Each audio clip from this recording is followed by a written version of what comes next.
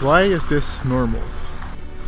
All these people came here by car, yet there's only a couple of bicycles here.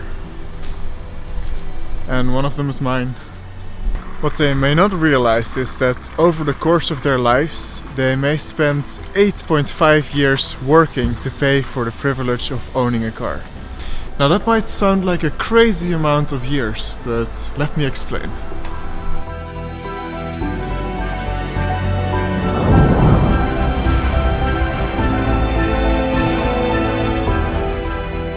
Now I know it's super convenient if you want to go somewhere to just jump in your car and drive there. But if you look at all of the hidden costs, it might not actually be the most efficient way or the cheapest way to get there. In this video I'm going to break down how much it really costs to own a car and why it might be the least efficient way for you to travel.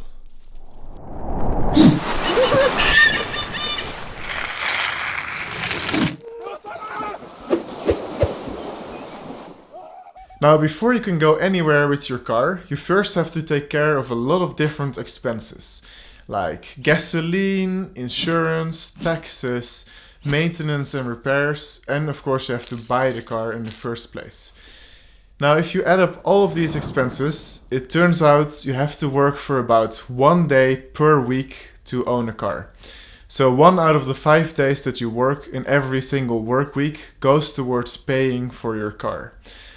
If you have a car for, let's say, 40 years and you work for 40 years, this means that 1 out of every 5 days goes into owning your car, which turns out to be about 8.5 years of work just to pay for your car.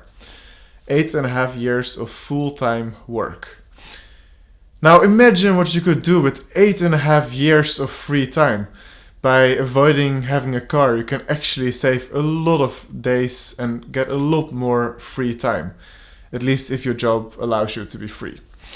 But of course, you can also save the money that you would have spent on your car and create big savings that you can use to either buy the house of your dreams, go on the travel of your dreams, or to take some years off and do whatever you want. So obviously, if you don't use a car to go somewhere, you still have to go there. So the alternatives are taking a train or a bus or other public transport, or the thing I prefer is to bike everywhere.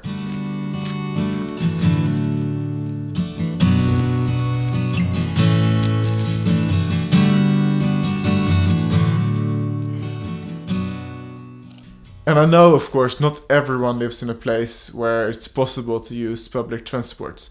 Especially in the United States, I know it's hard to get anywhere without a car.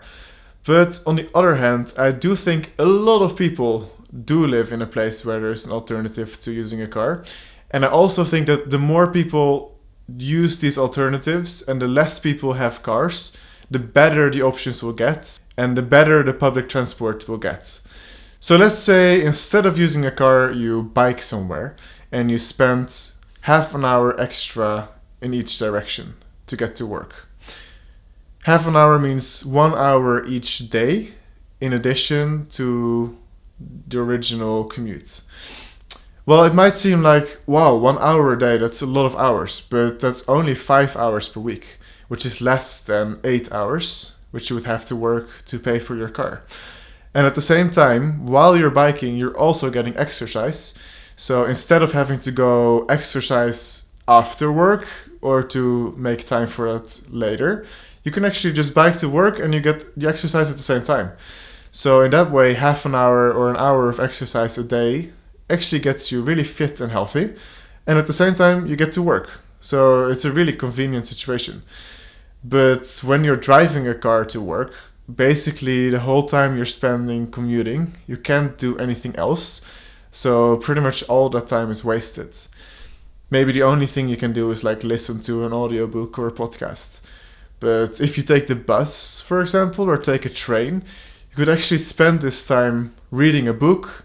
You can bring your laptop and do work. There's just so many things you can do that you couldn't do if you were just driving a car.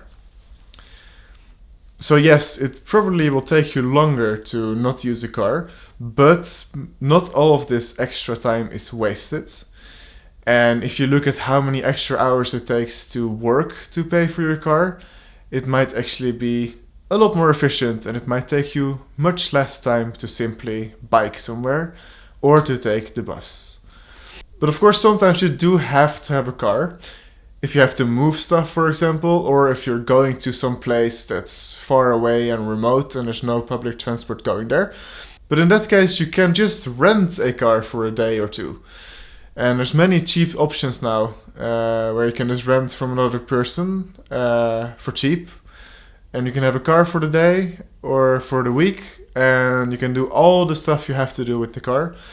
And then the rest of the year you don't need to pay for it, and you don't need to worry about a car constantly breaking down, requiring gas, blah blah blah. It's just a lot easier simply to rent, and also a lot cheaper.